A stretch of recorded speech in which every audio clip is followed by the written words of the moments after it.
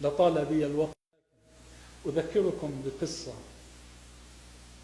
أطمئن لها، وأظنني حدثتكم عنها منذ 20 سنة. قصة رجل ابتلي بالدين،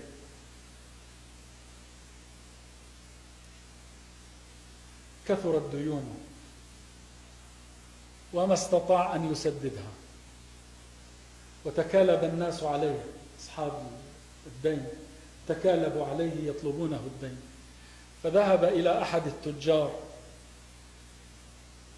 واستدان منه مبلغ 500 دينار. قصة قديمة وليست حديثة. هي مجموع دين، هي مجموع الدين. فقال له التاجر: متى تسدد هذا الدين؟ قال: في الموعد الفلاني. أخذ هذه النقود ووزعها على الدائنين، ولم يبق معه شيء، وازداد حاله سوءا وتراجعا حتى جاء الأجل، أجل سداد الدين، ولم يجد معه ما يسدد به الدين. فجاء إليه صاحب الدنانير وقال له: جاء أجل الدين.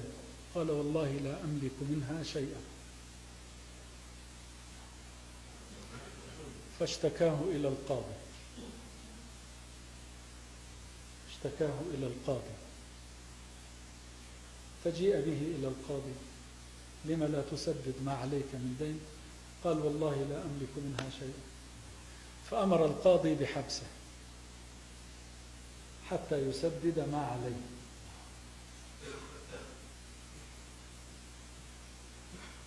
قال: يا سيدي القاضي، أمهلني للغد حتى أذهب إلى عيالي وأخبرهم وأودعهم ثم آتيك. قال: وما الضمان أن تأتي في الغد وقد حكمت عليك بالسجن؟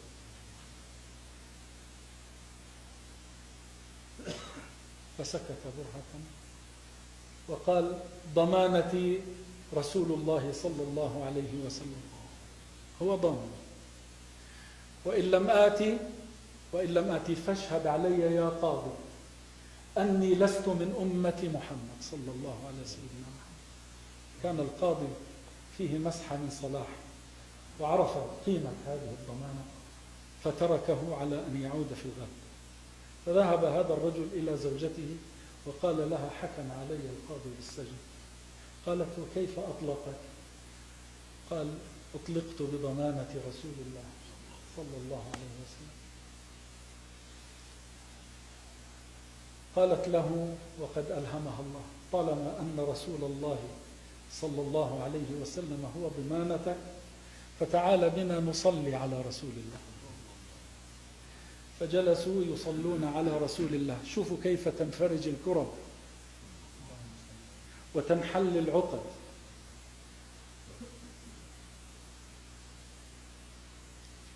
وهم يصلون على رسول الله ناموا، فرأى رسول الله صلى الله عليه وسلم في المنام. قريب يا إخوان، قريب جدا، لكن ننظف قلوبنا، ننظف قلوبنا. قلوبنا سودت من قلة الذكر ومن قلة الصلاة عليه صلى الله عليه وسلم. فرأى رسول الله صلى الله عليه وسلم في المنام، وأنتم تعلمون: من رآني في المنام فقد رآني حقا. قال له: يا هذا، إذا كان الصباح فاذهب إلى الوالي، اذهب إلى الوالي وقل له أن يسدد عنك دينك. أقرئه مني السلام وقل له: يقول لك رسول الله صلى الله عليه وسلم: سدد عني ديني لفلان. فإن لم يصدقك فقل له: معي علامتان. قال: ما هما يا رسول الله؟ قال: قل له: إنك أيها الوالي تصلي على رسول الله صلى الله عليه وسلم في الليلة الواحدة 1000 مرة، وفي الليلة الأخيرة أخطأت في عدها، وأخبره أنها قد وصلت كاملة. ما كملش 1000. أشار باليمين.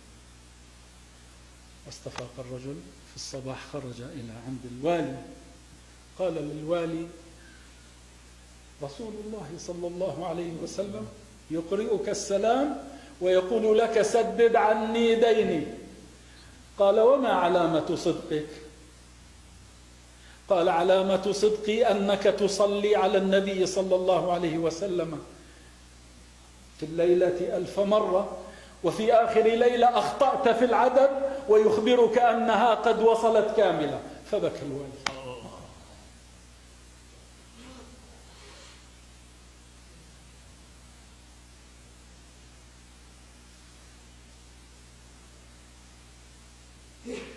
فأعطاه 500 دينار من بيت المال، وأعطاه 2500 دينار من ماله الخاص.